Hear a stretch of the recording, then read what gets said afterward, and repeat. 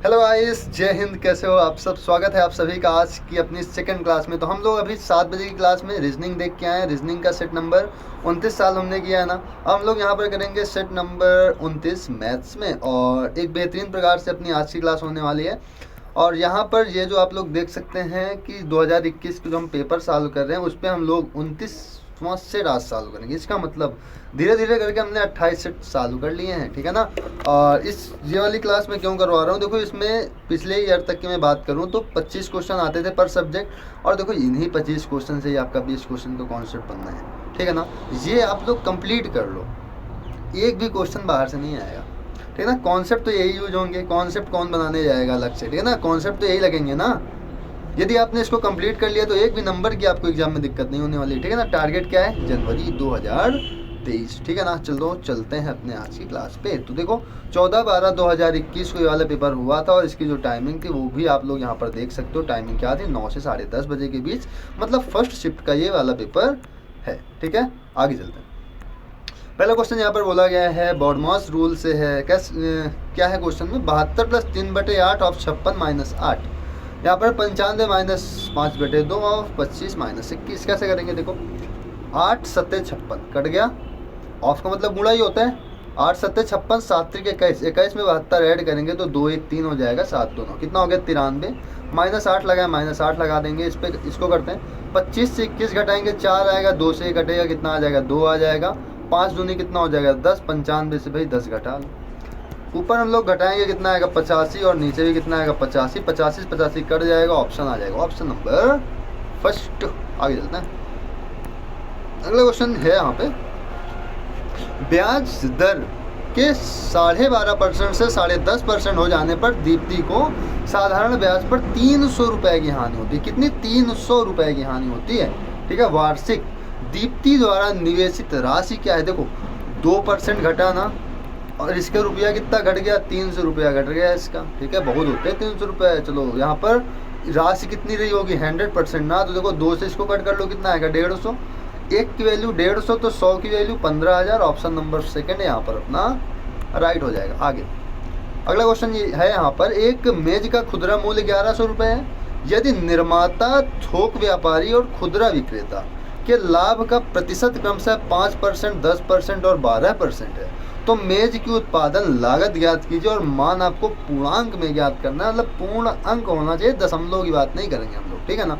चलो यहाँ पर वस्तु बिक कितने में रही भाई? 1100 रुपये में बिक रहे, सॉरी 1100 रुपये उसका क्या है? अंकित मूल्य। हमने मान लिया भाई 100 रुपये की वस्तु बनी थी, 100 रुपये उसका लागत मूल्य था। निर्माता को 5% का लाभ हो रहा है। 5% का मतलब होता है 1/20। कितने का लाभ हो रहा है? 20 से 1 रुपये का, कितना हो गया? 21/20, ठीक है। आगे देखो 10% का लाभ व्यापारी को हो रहा है। 10% मतलब 1/10, कितने का लाभ हो गया? 11/10 का, ठीक है। यहाँ पर 12% का 12% मतलब 112/100, कट कर लो इसको, कितना हो जाएगा? 4 दूनी 8, 4 8 32, यहाँ हो जाएगा 25, तो कितना आएगा? 28/25, यहाँ हो जाएगा। देखो 11 से 11 कट गया ना। 11 से क्या हो गया? 11 कट गया, कितना आ गया? 100 आ गया। यहाँ पर x की वैल्यू निकालेंगे तो यहाँ पर 100 हो जाए, तो 25 दूनी कितना हो गया? 50, और 1 0 ये, 1 0 ये, 50 में 2 0 और लगा दो। यहाँ पर 2 0 और है, 2 0 भाई और लगा दो, बटे में कितना हो जाएगा? 21 × 28। इतना हो जाएगा या नहीं हो जाएगा? जल्दी से आप लोग बताओ, हो जाएगा ना इतना? अच्छा, इस पर एक काम करते हैं, हमें पूर्ण अंक में चाहिए, और ये गुणा तो काफ़ी बड़ा लग रहा है ना।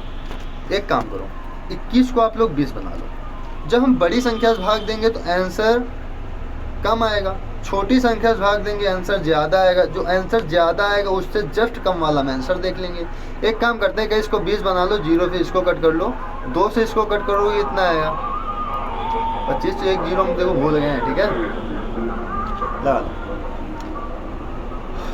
यहाँ पर कितना आ जाएगा? 25,000 आएगा ना, 25,000 आ जाएगा। 28 से इससे भाग दे दो, 28 से इस पर क्या करो? भाग दे दो, तो 28 दहाम में, ये तो बहुत बड़ा जाएगा ना। 28 को 25, अच्छा एक काम करो 30 बना लो इसको, 0 से 0 कट गया। अब देखो हम लोग यहाँ पर कम को ज़्यादा बना रहे हैं, जो आंसर यहाँ पर कम आएगा हम लोग ज़्यादा वाले को टारगेट करेंगे, ठीक है ना। तो यहाँ पर 3 8 24, 1 10 3 त्रिको 9, 1 10 3 त्रिको 9, कितना आ गया 833। 833 से ज़्यादा कौन है सर? एक ही ऑप्शन मिल रहा है 850, यही अपने क्वेश्चन का राइट आंसर हो जाएगा। ठीक है ना? या तो भाई पूरा गुणा करो फिर भाग दो लंबा चौड़ा। ऑप्शन दूर दूर थे, हमने इस वजह से इसको ऐसे कर लिया है। ठीक है ना? आगे चलते हैं। यहाँ पर है एक आदमी गेहूँ खरीदना चाहता है। ठीक है, खरीदना चाहता है तो खरीद ही लेगा। ठीक है ना? देखो, गेहूं के मूल्य में 6 से 1/4% की कमी के कारण वो 150 रुपये में आधा किलो गेहूं अधिक खरीद पाता है। 150 रुपये में 1/2 किलो गेहूं ज़्यादा खरीद पाता है। क्या कह रहा है? गेहूं की मूल और घटी दरों के बीच का अंतर ज्ञात कीजिए। दर का मतलब कितना होता है? मतलब 1 किलो गेहूं पहले कितने में था, अब कितने में है, घटी कीमत कितनी, उसको आपको निकालना है। कैसे निकालेंगे? देखो, 6 से 1/4% की कमी हो रही है ना। 6 से 1/4 का मतलब 25/4% की परसेंटेज है बेटे में 100 आ जाएगा। 25 चौके 100 कितना हो जाएगा 1/16।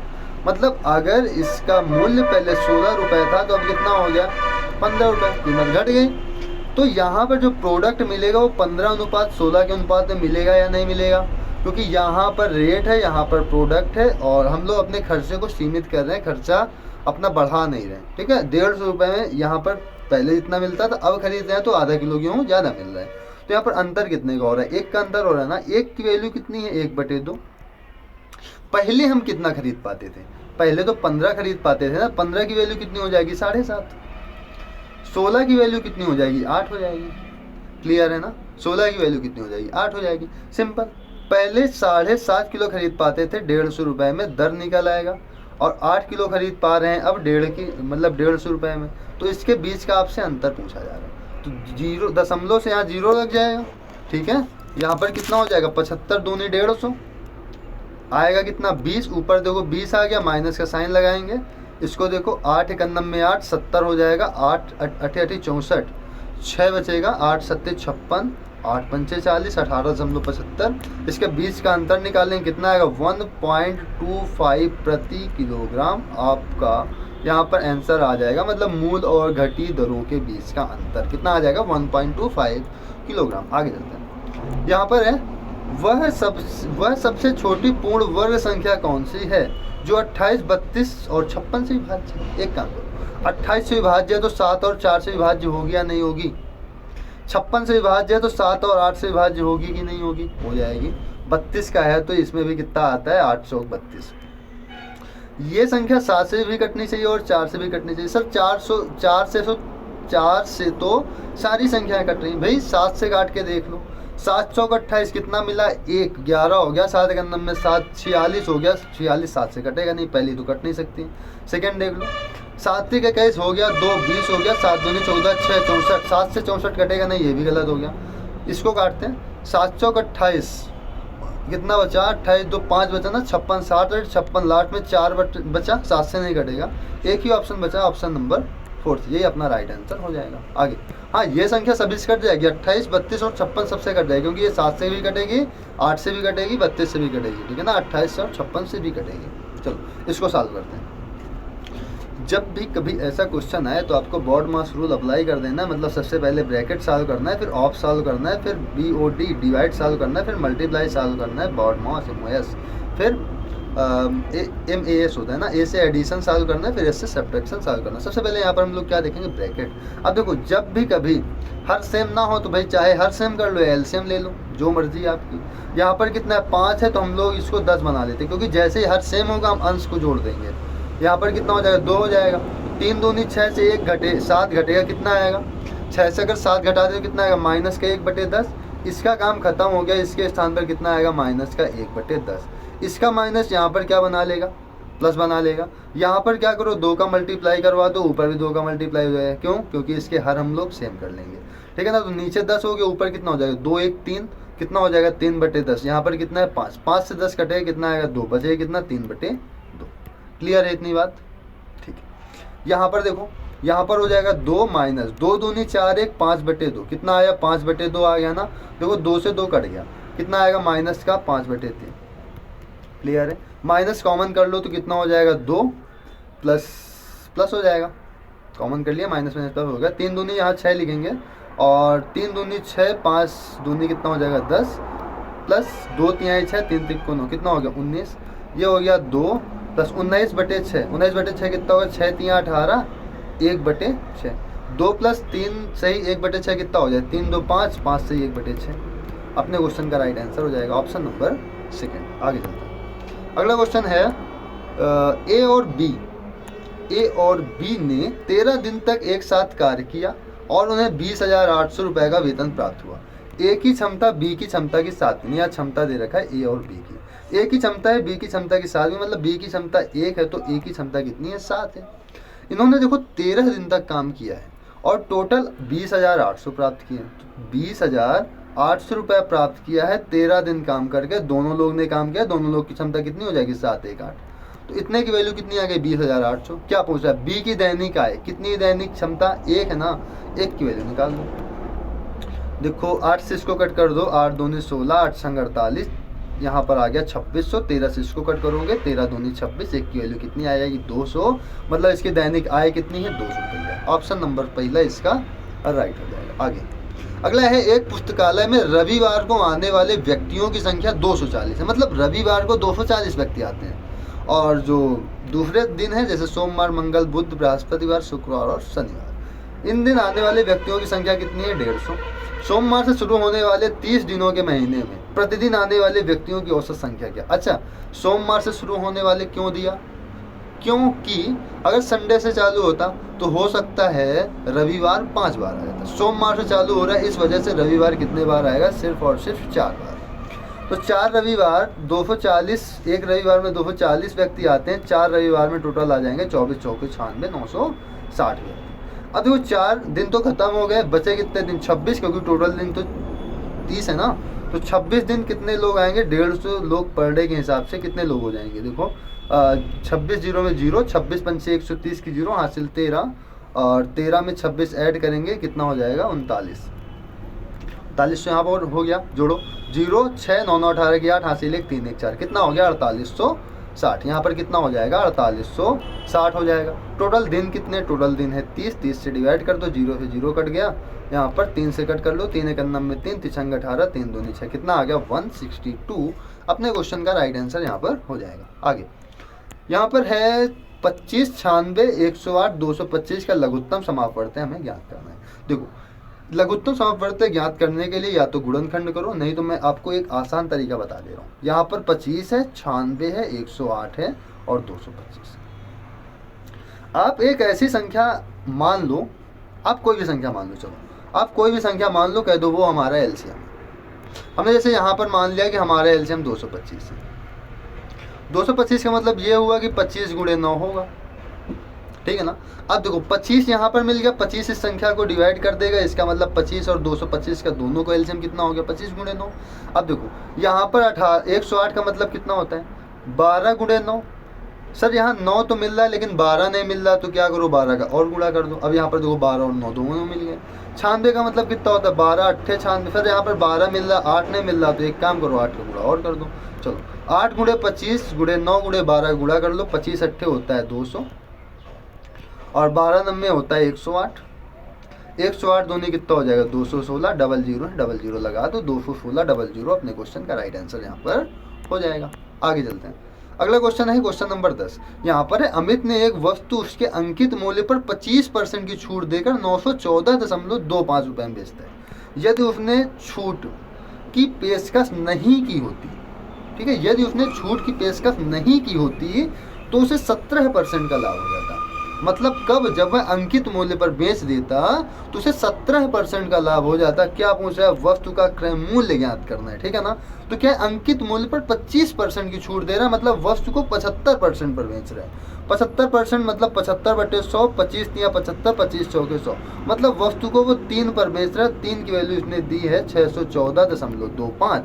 तो इसका अंकित मूल्य निकाल लो, कितना है 4। अंकित मूल्य कितना है 4। 4 की वैल्यू निकालेंगे हम लोग, 3 दूनी 6 और यहाँ पर 3 चौक 12, 2 22, 3 7 21, 3 5 15, कितना आ गया 204.75 आई है। 1 की वैल्यू 4 की वैल्यू हम लोग यहाँ पर निकालेंगे, कितना हो जाएगा 4 पंचे 20 की 0 हासिल 2, 4 7 28, 2 30 की 0 हासिल 3, 4 चौक 16, 17 18 19, 1 4 दूनी 8, कितना हो गया 819.00, ठीक है ना। ये किसकी वैल्यू है? 4 की, मतलब अंकित मूल्य। अंकित मूल्य कितना होगा भाई? 100%। अंकित मूल्य पर जब बेच रहा है तो वस्तु कितने बिक रही है? 170 रुपए की। इसका मतलब ये कितने की वैल्यू हो गई? 117 की। हमें क्रय मूल्य निकालना है, 100 की वैल्यू हमें निकालनी है। कट कर लो, 11 से कट, ये 170 से कट जाएगा कितने बार में? 7 बार में। तो 7 और डबल जीरो यहाँ पे, डबल जीरो यहाँ लगा, दशमलव के आगे एक जीरो कोई मतलब नहीं होता है, ठीक है। कितना हो गया? 700। तो 700 अपने क्वेश्चन का राइट आंसर यहाँ पर हो जाएगा। आगे चलते हैं। अगला क्वेश्चन है, x की राशि a, b और c के बीच 3/4 अनुपात 4/5 अनुपात 5/8 के रूप में विभाजित किया जाता है। a और c के हिस्सों का अंतर 185 है, तो x का मान क्या है? अच्छा, अनुपात कभी भी बटे में नहीं होंगे, तो क्या करेंगे हम लोग? इनको बटे से हटा लेंगे। कैसे? इनका एलसीएम ले लो। किसका? 4, 5 और 8 का। किसका? 4, 5 और 8 का। कितना होगा? 40। एलसीएम से गुणा करवा दो। 4 से गुणा कराएंगे, 4 से इसको कट करेंगे, 10 होगा। 10 में 3 का गुणा 30 हो जाएगा। अनुपात 5 से गुणा करेंगे, भाग देंगे, 8 हो जाएगा। 8 से कितना हो जाएगा? 32 हो जाएगा। 8 से भाग देंगे, 8 पंचे 40 और 5 बचे कितना हो जाएगा? 25। इन दोनों का जो अंतर दे रखा है वो 185 है। ए और सी के बीच का अंतर कितने का? 5 का। 5 बराबर दे रखा है 185, तो 1 की वैल्यू कितनी आएगी? 5 3 15, 5 7 35, 1 की वैल्यू आ गई यहाँ पर 37। क्या पूछा जा रहा है? x का मान। x कैसे निकलेगा? इन तीनों का योग, क्या हमारा क्या कहलाएगा? x कहलाएगा। यहाँ पर कितना हो जाएगा? 5 2 7, 3 3 6 2 8, 87 की वैल्यू आपसे पूछ रहा है, तो हम लोग क्या करेंगे? 37 × 87 कर लेंगे। और जैसे हम इसका गुणा करेंगे कितना हो जाएगा? 7 7 49, लास्ट में कितना आएगा? 9। यूनिट डिजिट आनी है 9, तो अपने ऑप्शन में ऑप्शन नंबर मिल जाएगा सेकंड, जिस पे केवल यूनिट डिजिट आ रही है 9। इस वजह से अपना राइट आंसर हो जाएगा ऑप्शन नंबर सेकंड, ठीक है ना। आप लोग गुणा कर लेना, कितना आएगा? 3219, ठीक है। आगे चलते हैं। अगला क्वेश्चन है यहाँ पर, एक निश्चित धनराशि एक निश्चित वार्षिक साधारण ब्याज की दर पर 2.5 वर्षों में 8330 और 5.5 वर्षों में 10,166 हो जाती है। समान राशि पर दोगुनी दर से, दर कितनी इस बार? दोगुनी है। 4 वर्षों में प्राप्त साधारण ब्याज कितना होगा? ठीक है ना। चलो, अच्छा यहाँ पर एक चीज देखो कि 2.5 वर्षों और 5 वर्षों के बीच, 5.5 वर्षों के बीच का अंतर निकाल लो। कितने का आएगा सर? अंतर आएगा यहाँ पर 3 का। आप लोग क्या करो, 10,166 से 8330 माइनस कितना आएगा? देखो 10,166 से जैसे हम लोग 83 30 घटाएंगे, 6 से 0 जाएगा, 6 आएगा। 6 से 3 घटाएंगे, यहाँ पर 3 आ जाएगा। और यहाँ पर 11 से 3 घटाएंगे, 8 हो जाएगा। यहाँ पर 1, 1836। कितने की वैल्यू आ गई? 3 की वैल्यू आ गई। मतलब 1 वर्ष में इनको कितना ब्याज मिला होगा? 3 छंग 18, 3 1 में 3, 3 दूनी 6, कितना? 612 रुपये। कितना? 612 रुपये 1 वर्ष में ब्याज मिला होगा। अगर मैं यहाँ पर बात करूँ, क्या पूछा जा रहा है? तो समान राशि पर दोगुनी दर से राशि भी निकालनी होगी हमें, ठीक है। 2 वर्ष में, समान राशि पर दोगुनी दर से, ध्यान देना। अगर ब्याज की दर 1 गुना है और इसका जो मान है 1 साल का ब्याज 612 है, अगर देखा जाए तो 4 साल में ब्याज कितना होगा? सिंपल, 4 वर्षों साधारण ब्याज पूछना, 4 साल में ब्याज कितना होगा? 4 दूनी 8, 4 1 में 4, 4 छंग 24, 2448। अब यहाँ पर ब्याज क्या हुआ है? 2 गुना हो गया है, तो ये राशि भी कितनी हो जाएगी? 2 गुना हो जाएगी। तो 2448 जैसे 2 का गुणा कराएंगे कितना होगा? 4896, जो कि अपने क्वेश्चन का राइट आंसर हो जाएगा ऑप्शन नंबर फर्स्ट, ठीक है ना। तो ऐसे हम लोग यहाँ पर कर लेंगे। देखो यहाँ पर ब्याज की दर जो है वो दोगुनी कर रहा है। जब ब्याज की दर दोगुनी करेगा तो आपका जो ब्याज होगा वो भी दोगुना हो जाएगा। पहले मान लो 4 वर्ष में 2448 मिल रहा था, राशि भी समान है, और 4 वर्षों का पूछ रहा है, ब्याज की दर यहाँ पर दोगुनी कर दिया है, तो ब्याज भी कितने गुना हो जाएगा? 2 गुना हो जाएगा, ठीक है ना।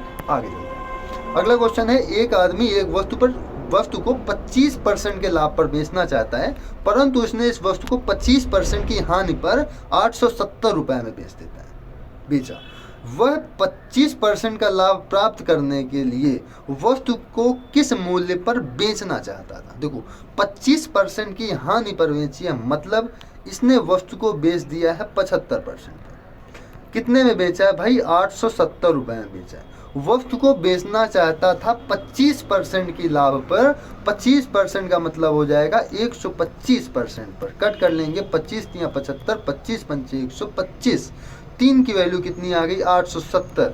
1 की वैल्यू कितनी आ जाएगी 290। और 5 की वैल्यू कितनी आ जाएगी, 5 से गुणा कर देंगे, 5 जीरो में 0, 5 9 45 की 5 हासिल 4, 5 दूनी 10, 4 14, कितना आ गया 1450 रुपए। अपने क्वेश्चन का राइट आंसर हो जाएगा ऑप्शन नंबर सेकंड। यहाँ पर है अगला क्वेश्चन, दिख रहा होगा या जूम कर दें, थोड़ा सा जूम कर देंगे, मेरा पेन नहीं चलेगा, ठीक है, नहीं जूम करते हैं, देखो यहाँ पर हाँ दिख रहा होगा, ठीक है, मैं क्वेश्चन ऐसे ही जूम करके लाता हूँ बड़े बड़े, हैं। चलो यहाँ पर 725 की धनराशि एक निश्चित वार्षिक ब्याज की दर पर वर्ष की शुरुआत में उधार दी जाती है, ठीक है। 8 महीने बाद 362.25 धनराशि और उधार दी जाती, लेकिन इस पर ब्याज की दर पिछली दर से 2 गुनी है। पहले मान लो ब्याज R% था, तो इस बार ब्याज कितना है 2R% है। वर्ष के अंत में दोनों ऋणों का साधारण ब्याज के रूप में 53.5 रुपए प्राप्त होते हैं। मूल वार्षिक ब्याज की दर दशमलव के 2 स्थानों तक कितनी होगी। आपको रेट बताना है कि रेट क्या होगा। चलो हमने यहाँ पर लिखा कि 725 रुपए की राशि है, R% दर लग रहा है, 1 वर्ष का है तो बटे में कितना कर लो, परसेंटेज है तो बटे में 100 कर लो।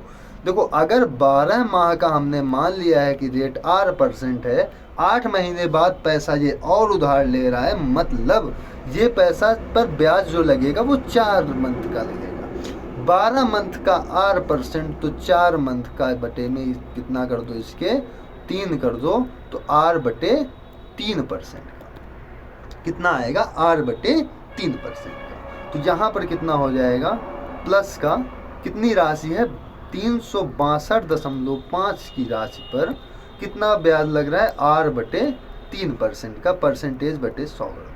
अब यहाँ पर पहले ब्याज R था, अब ब्याज 2R हो गया, तो इसमें क्या करो 2 का मल्टीप्लाई करवा दो, ठीक है। ये इधर भी 100 है, इधर भी 100 है, इधर गुणा करवा दो, सिंपल सी बात, ठीक है। इधर क्या करो गुणा करवा दो, दशमलव का खेला हो जाएगा, फिर डर जाओगे आप लोग, ठीक है ना। कितना हो जाएगा यहाँ पर 5350, क्लियर। देखो यहाँ पर 100 का काम तो खत्म हो गया। जैसे यहाँ पर एलसीएम ले लें तो कितना, 3 का गुणा इधर हो जाएगा, 3 पचे 15, 725 में 3 का गुणा करो जरा, कितना हो जाएगा, 3 पचे 15 की 5 हासिल 1, 3 दूनी 6, 1 7, 3 सत्ते 21, 21 1 22, कितना हो गया 2275। और इसका यदि हम 2 का इसमें गुणा करवा दें, 2 पंचे 10 की जो हासिल 1, 2 दूनी 4 1 5, 2 6 का 12 2 हासिल 2 3 6 1 7, कितना हो गया 725 और ऐड कर दूँ और यहाँ पर R लगा दो R% पे। अब देखो बटे 3 है तो इधर 3 का और गुणा हो जाएगा, सिंपल सी बात है।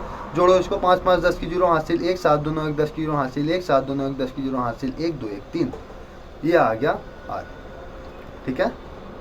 535 ही था ना, आगे देखो ये इतना हो जाएगा और बटे कुछ गड़बड़ हो रहा है क्या इस पे, 2275 और 2R कर दिया था हमने, ये तो सर सही है, सही जा रहा है। 3 का गुणा भी हम लोग कर देंगे तो यहाँ पर कितना आएगा 5350, ठीक है, मल्टीप्लाई में 3, रेट निकालना है। और इससे यदि मैं 3 से 3 को कट कर दूँ, रेट कितना आएगा 5350 बटे 1000, तो 3 जीरो पे यहाँ पर दशमलव लग जाएगा, 5.35 आ रहा है, 5.35 आ रहा है, जबकि आना कितना चाहिए 5.53। तो कैलकुलेशन कहाँ पे हम मिस्टेक कर रहे हैं, एक बार चेक कर लिया जाए, ठीक है। एक बार चेक करते हैं। 725 की धनराशि थी, 8 महीने बाद मतलब 4 महीने के लिए दिया गया था, तो R/3 हो जाएगा। एक गुणा हमने सही किया ना, 3 पचे 15 की 5 हासिल 1, 3 दूनी 6 1 7, 3 सत्ते 21 आएगा यहाँ पे।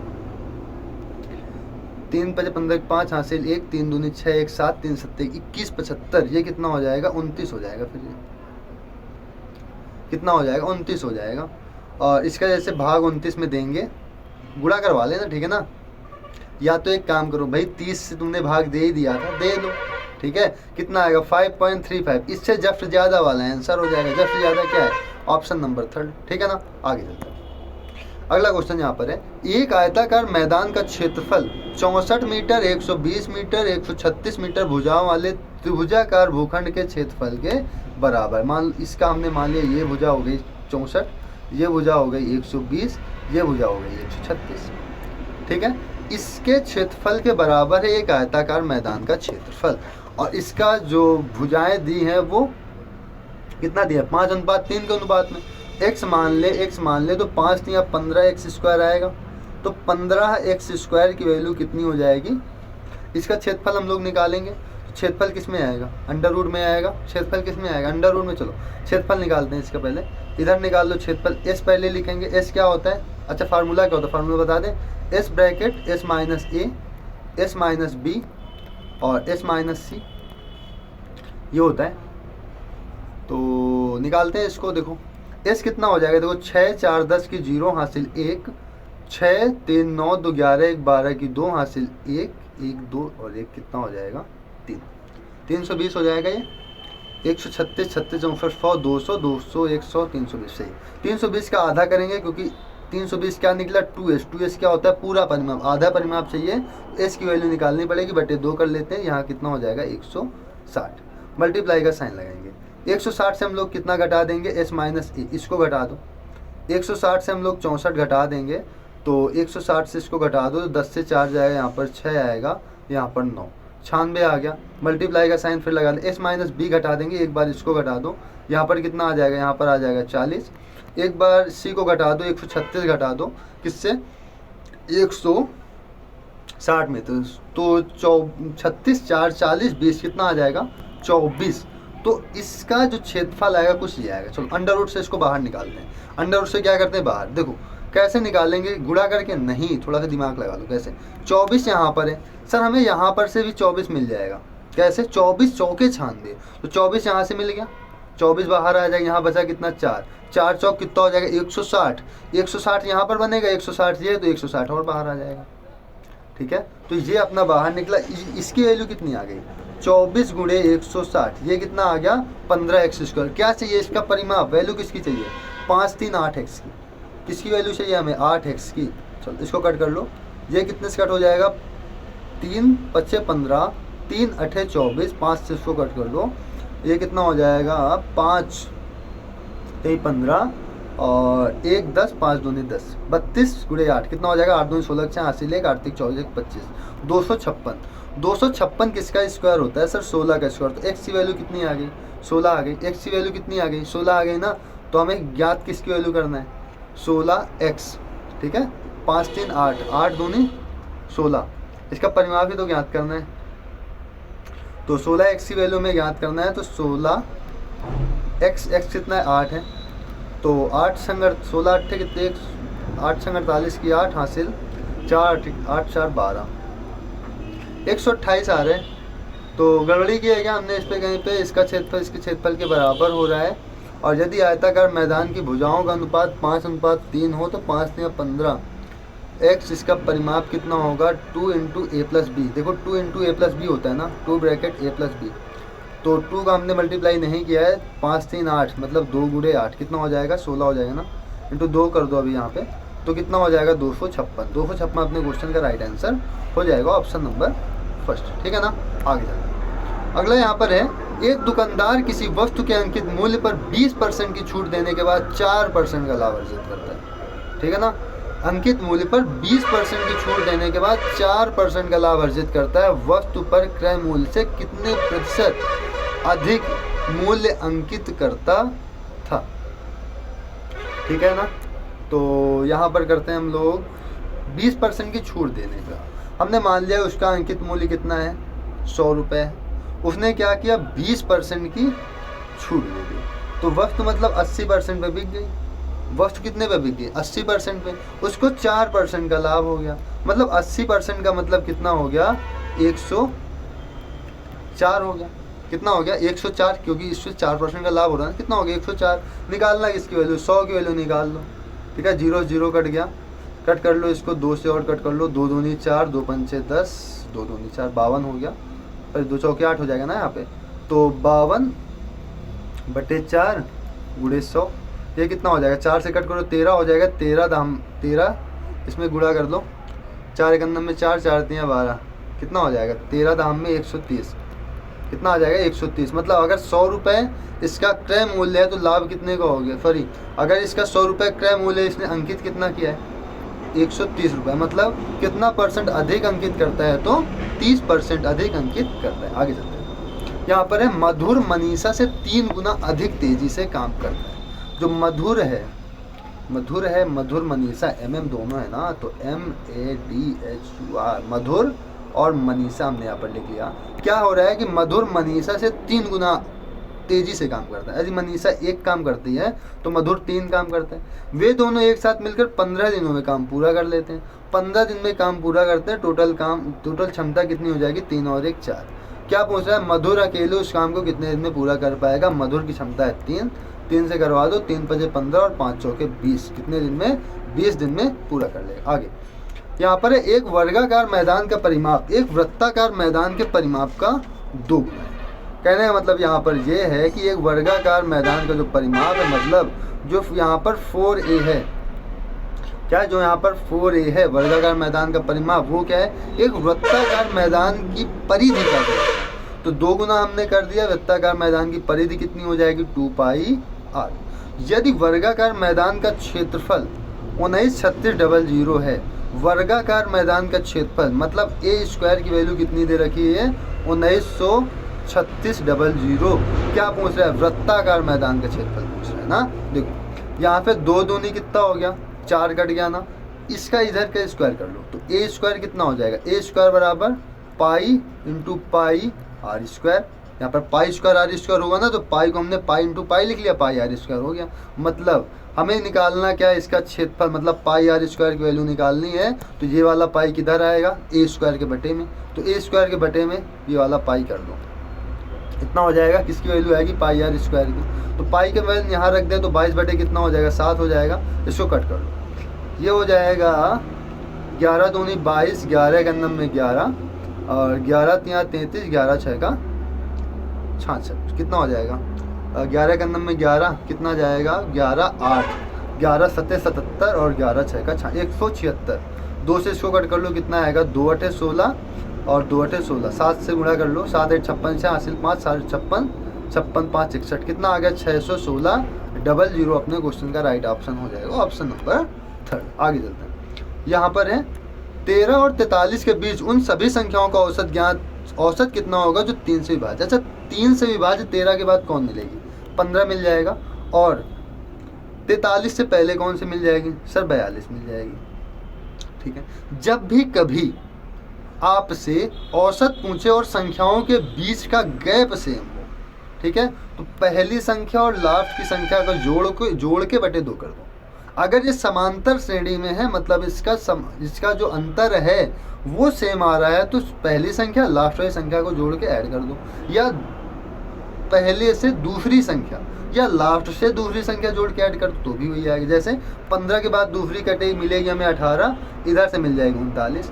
चाहे हम इनको जोड़ के बटे 2 कर दें, चाहे इनको जोड़ के बटे 2 कर दें, चाहे इसके आगे वाली संख्या जोड़ के बटे 2 कर दें, आएगा आंसर कितना 28.5 कर लो। 5 2 7 हो गया, 4 1 5 हो गया, बटे 2 कर देंगे, 2 दूनी 4, 2 8 16, 2 5 10, 28.5 अपने क्वेश्चन का राइट आंसर यहाँ पर हो जाना है। आगे यहाँ पर है 3 क्रमागत छूटों 5%, 10% और 16% की समतुल्य एकल छूट ज्ञात कीजिए। चलो इस पे आप लोग डायरेक्ट फार्मूला लगा लो, 2 2 का लगा लो, क्योंकि 3 वाला तो बहुत बड़ा हो जाएगा। x + y + z + xy + yz + zx बटे 100 + xyz बटे 1 10,000 करोगे, लंबा जाएगा, ऐसे कर लो। 10 और 5 कितना हो गया, छूट ही तो कर रहे हैं ना, 10 5 15, माइनस का 15, माइनस माइनस प्लस 15 10 बचे 50 बटे कितना हो जाएगा 100। 0 से 0 कट गया, दशमलव यहाँ लग जाएगा। 15 से 0.5 घटाओ, कितना आएगा 14.5।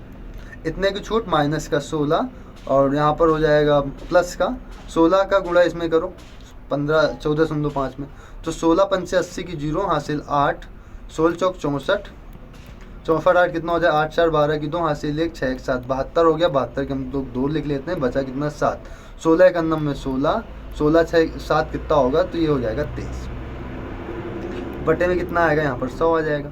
2 0 हटेंगे, यहाँ पर हमारा दशमलव लग जाएगा, इसको ऐड करो तो 6 4 10 की 0 हासिल 1 1 2 1 3 कितना हो गया 30.5। इससे हम लोग घटाएंगे 2.32 कितना आएगा, 10 से 2 जाएगा 8 आ जाएगा, 4 से 3 जाएगा 1 आएगा, यहाँ से 28 आ जाएगा। 28.18% की हमें यहाँ पर छूट मिल जाएगी। फार्मूला कौन सा यूज हुआ है, x + y + xy/100, जहाँ अगर इस पे हानि की बात किया तो माइनस साइन रख दो। अच्छा, अभी मैं थोड़ी देर पहले कौन फार्मूले की बात कर रहा था, चाहो तो इसमें आप लोग डायरेक्ट रख दो x + y + z + xy + yz + zx बटे 100 + xyz बटे 10,000। आप लोग इसको भी रख दोगे तो आपका आंसर क्या हो जाएगा, आ जाएगा। ठीक है ना, आगे चलते हैं। अगला है 3 वर्ष पहले ए और बी की आयु का अनुपात 8:9 था। कब 3 वर्ष पहले, तो हम लोग यहाँ पर लिख लेते हैं -3 वर्ष पहले से साथ में क्वेश्चन लिखते आते हैं। 8:9 का अनुपात था। ठीक है, आगे देखते हैं। यहाँ पर 5 वर्ष बाद ए और बी के आयु का अनुपात 10:11 हो जाएगा। मतलब आफ्टर 5 ईयर्स कितना हो जाएगा, 10:11। ठीक है, क्या पूछा जा रहा है, यदि वर्तमान में सी ए से 8 वर्ष छोटा है, किससे, ए से 8 वर्ष छोटा है, तो बी और सी की वर्तमान आयु का अनुपात बता दो। ठीक है, अंतर बीच का कितने का आ रहा है, दोनों का 1 का, और यहाँ का अंतर कितने का आएगा, 8 वर्ष का अंतर आएगा, 1 = 8 का। तो 5 वर्ष बाद इनकी आयु कितनी हो जाएगी, 1 बराबर कितने का है, 8 का, 8 आया है ना, तो यहाँ पर 8:9 था, ये 10:11 हो जाएगा। 3 वर्ष पहले और कितने वर्ष की बात कर रहे हैं, सॉरी 2 का अंतर आ रहा है ना इस पर, तो 2 की वैल्यू 8 हो जाएगी, 1 की वैल्यू कितनी हो गई, 4। तो 5 वर्ष बाद की बात किया तो 10 चौक 40 और 11 चौक कितना हो गया, 44 हो गया। ठीक है, इस 5 वर्ष बाद है तो 5 वर्ष पहले कितने के होंगे, ये रहा होगा, ए रहा होगा 35 साल का, ये रहा होगा 39 साल का। यहाँ पर सी ए से 8 वर्ष छोटा है। अगर ए से 8 वर्ष छोटा है तो सी की आयु कितनी होगी, 35 से 8 घटा दो, 5 घटेगा 30 बचेगा, 3 और घटा दो 27 हो गया। तो बी और सी की आयु का अनुपात कितना आएगा, 39:27। को कट कर दो, 3 से कट करोगे 13:9। अपने क्वेश्चन का राइट आंसर हो जाएगा ऑप्शन नंबर 4। ठीक है ना, आगे चलते हैं। अगला है, किस संख्या का 3% 12 के 4% और 80 के 6% के योगफल के बराबर है। तो किस संख्या का 3%, हमने मान लिया x का 3%, x × 3/100 बराबर 12 के 4% का बटे 100। देखो 100 लगाओ तो लगाओ, नहीं छोड़ो, क्योंकि 100 से 100 सब कट ही जाना है। ठीक है ना, 80 का 6/100। देखो ये 100 कोई मतलब का नहीं है, 100 को 100 करो, हटाओ। ठीक है ना, यहाँ से कितना आ गया, 3x, ये हो जाएगा 12 चौक 48, ये हो जाएगा 6 8 48, 480, इतना हो जाएगा।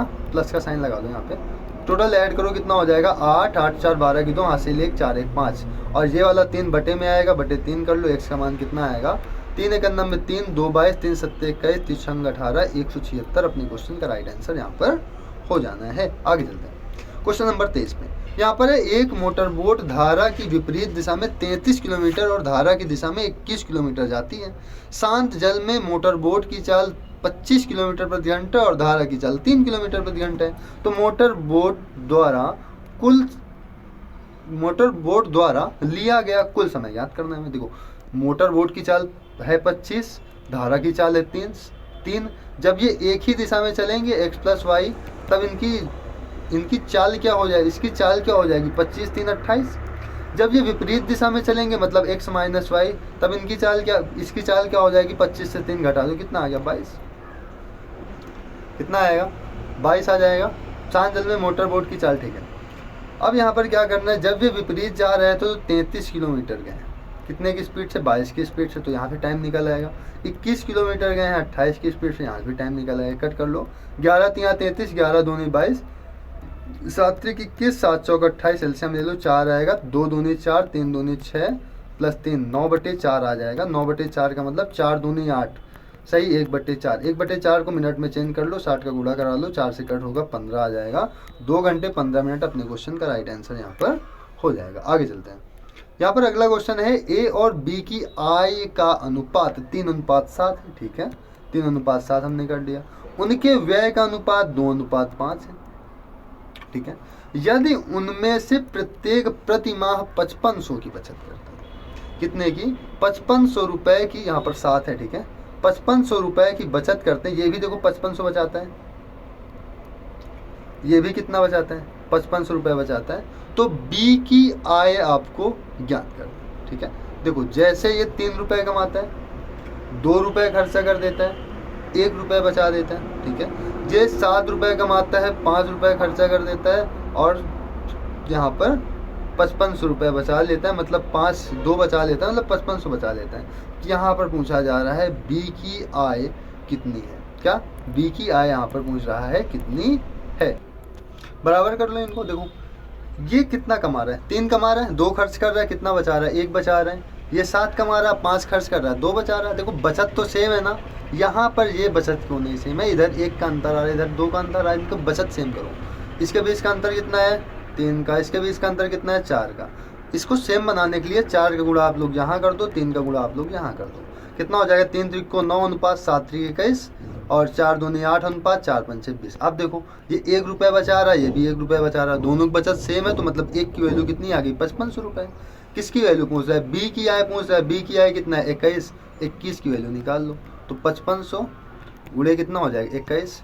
यहाँ हो जाएगा 0 0, 21 पंचे 105, हासिल बचा 10, 21 पंचे 105, कितना हो जाएगा 115, तो 115 और लिख दो, कितना आएगा 115500। अपने क्वेश्चन का यहाँ पर राइट आंसर हो जाएगा। आगे चलते हैं।